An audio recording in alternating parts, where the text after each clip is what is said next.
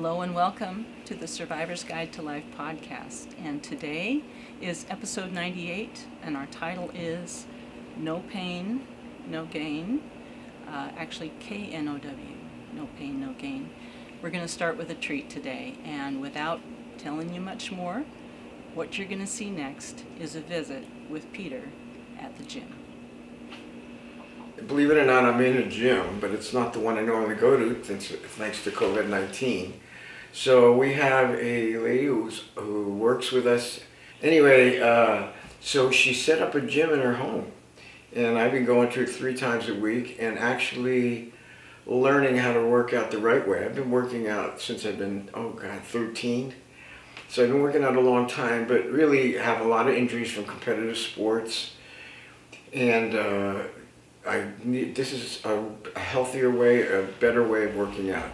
But it also really has to do with my attitudes about there are certain kinds of pain that aren't bad pains. They're actually really good, and I call it healthy pain. I just finished a workout with, her name is Colleen, and I was just joking with her about, I call her the torturer, but she's not. She's fabulous.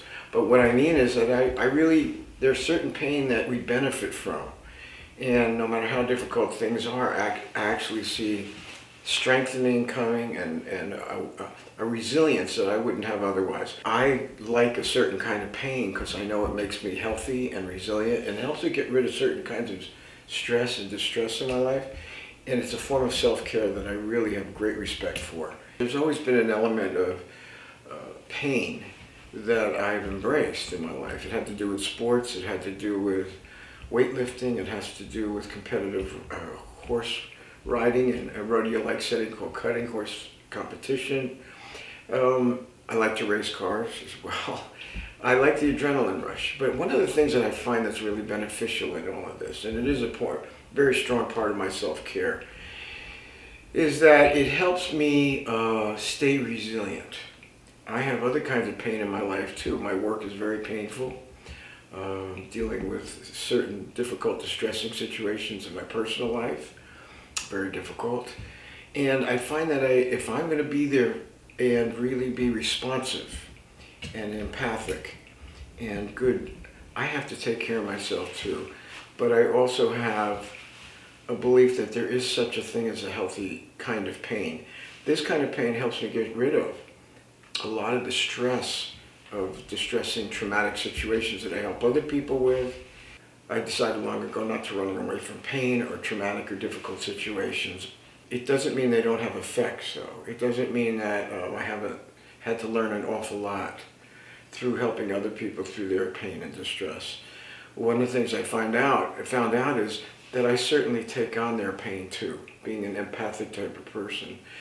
But one of the things I've learned about really is it's very humbling, and it really brings me to a place of being more honest and authentic, in the way I live my life, and find how important that is, even if that involves pain.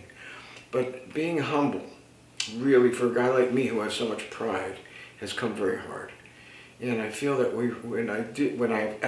over the years, what I've discovered is that I have a deeper sense of connection with my fellow man.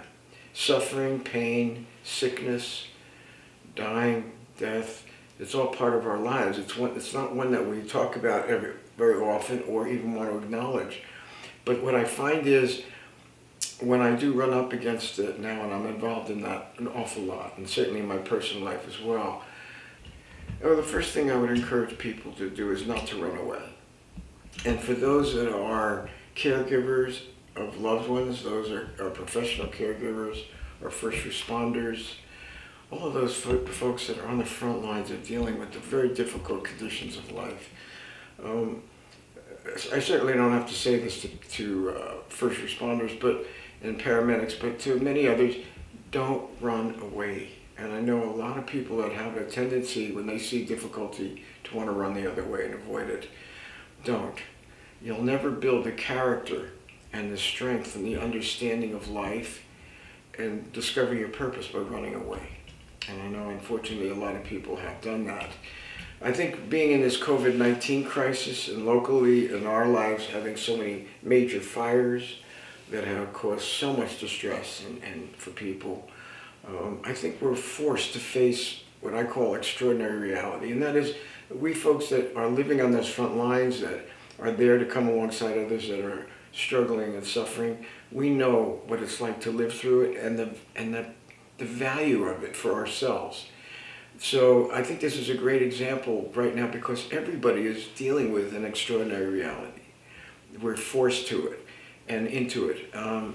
This is a time when you find out what you've been running away from and or the strengths you do have and the capabilities you do have to be more resilient, to be able to shift gears.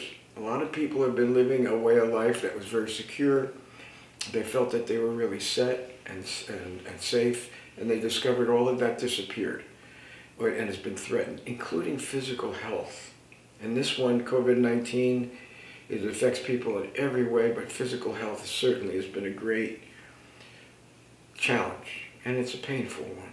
For the families that have lost loved ones through it, there's been too much of that. For others that have been very sick, and for many others who will live in such terrible fear that they're going to get sick. This is a different time. We are now in the midst of an extraordinary reality. Well, the thing to learn is that you can find your strength, you can find your resilience, and your capacities that you never would have discovered any other way. It has to come through the suffering and the struggle and the pain. That's what you wind up discovering, that you have such great capabilities you never would have faced otherwise. If you've been in the gym, if you've worked out, you probably have heard the phrase somewhere, no pain, no gain.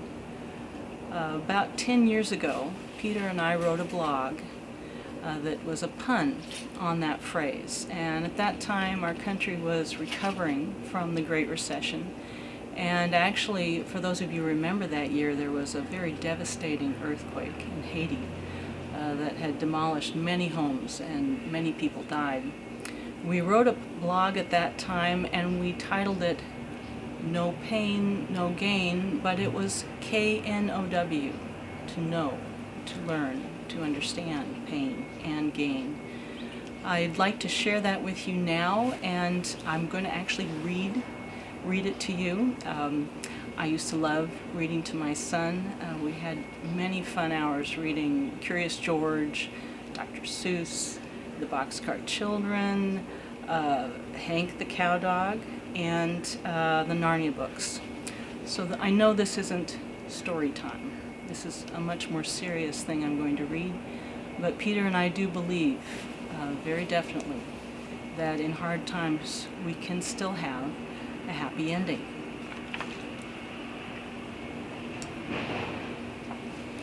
So we can all be reluctant to face the fact that life involves suffering and loss.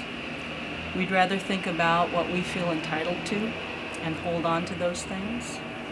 It is hard to accept that our lives may not go the way we want them to. Ultimately, we have difficulty accepting the fact that death will come for us all. I want to propose a somewhat radical rethinking of this outlook. This post is titled No Pain, No Gain, because I believe that if we don't acknowledge our pain, we can miss out on all we stand to gain in life. If we don't accept the fact that pain, suffering, and struggle are an inseparable part of our lives, we will be living in an illusion. Some people are more upfront with their entitlement attitudes, but in fact most of us cherish a secret belief that our lives should be filled with comfort and ease. Prosperity has turned our thinking around. Many of us have made this mistake, and we've lost touch with our humanity and our humility as a result. And what we're finding out now is quite the opposite. We're not entitled to prosperity, and in contrast, many of us may experience unfair, undeserved, uncaring treatment by banks and bill collectors. We may hear that we're not good because we don't have the money to pay for our rent or our mortgages. We may hear we're bad people, and this is a lie. But we still need to face the truth. Struggle, suffering, pain, difficulty, and hardship are all a big part of life. We don't like having to face this, but it's a fact. There's a second truth to face in all of this, just as important as the first. If we don't let ourselves experience pain, suffering, and struggle, we will also never experience real joy and happiness. One of the more difficult lessons I've ever learned is that the only way to know fulfillment and the deeper joy in life is by accepting suffering and pain. They go together. To know one, you must know the other. I believe our recent years of prosperity have caused us to lose our resilience. When you look at people who have lived with hardship for a long time, like the people of Haiti, who are suffering enormously now in ways that are hard to even fathom, what we hear is that they have resilience. They're strong people. In spite of overwhelming difficulties, they're rising to the challenge to deal with their tragedy and loss. Something about them is giving them the ability to cope. In spite of their hardships and the evil actions of some people in the wake of the devastation they're experiencing, there's so much goodness coming out, so much caring, love, and understanding. These qualities are so important. We need to get our capacity for resilience back, and we will. But it will come through weathering the struggle and suffering of our current hard times. We'll learn to persevere. We'll learn to be patient. We'll learn to hang in there and develop our own stronger, deeper sense of character. This is an era we'll probably never forget. It's a life-changing era, and whatever comes after this will forever be affected by what we are going through right now. One thing I know for sure, we have the opportunity now to reshape our values in ways that will help our children, our grandchildren, and our great-grandchildren. We can become better people, stronger, kinder, more patient, hopeful, and loving. So hang in there. These are most distressing times, but do the best you can, one day at a time. Don't let the obstacles, the hurdles, condemnation, or any nonsense like that get in your way. Find another path. Keep going. Never, ever quit. Don't let discouragement, despair, or defeat be permanent. Get over it. Pull yourself together. Pull the pieces together. Get up, get going, and learn from this experience. We're right there with you.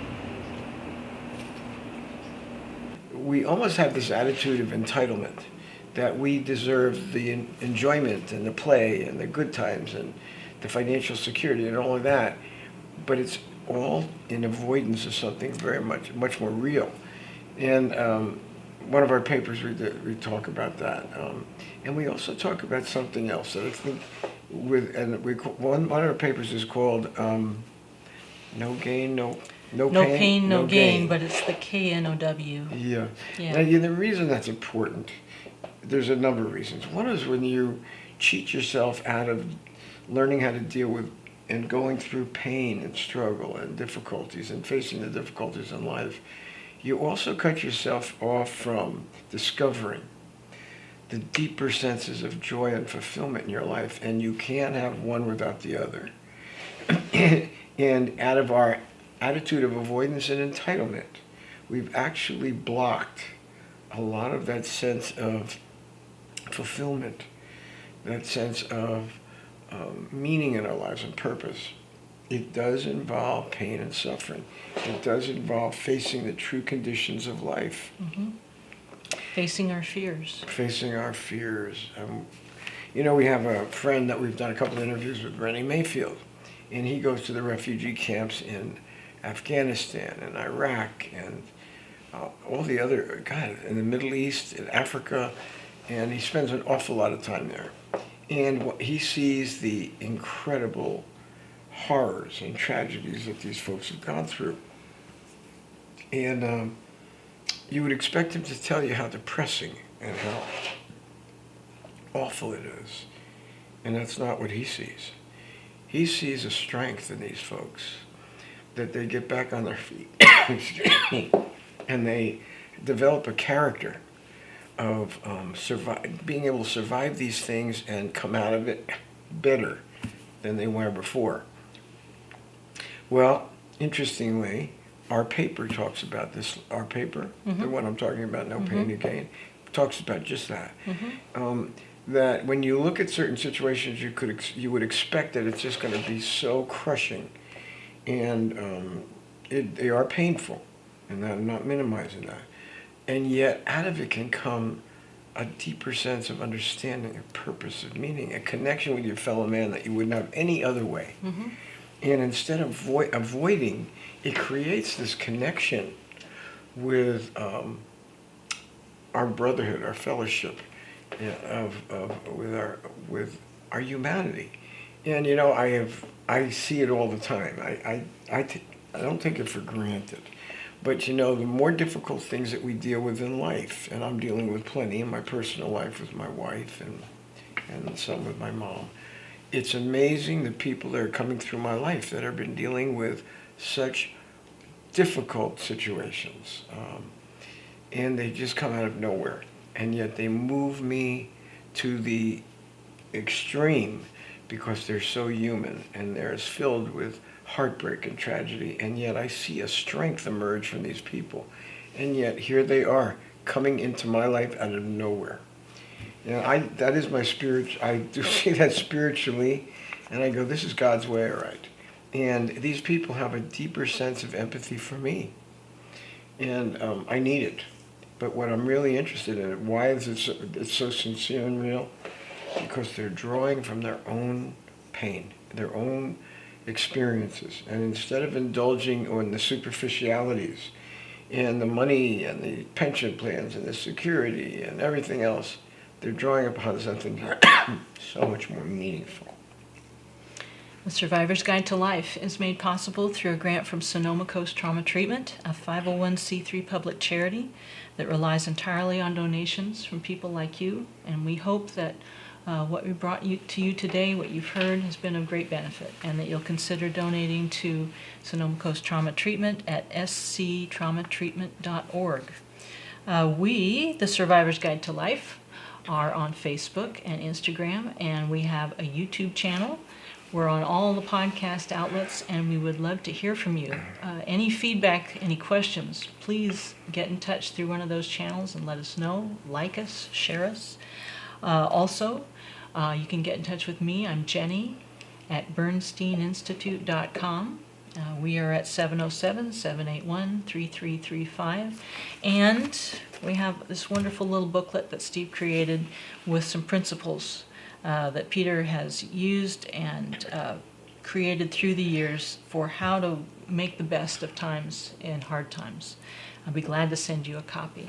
So thank you for listening.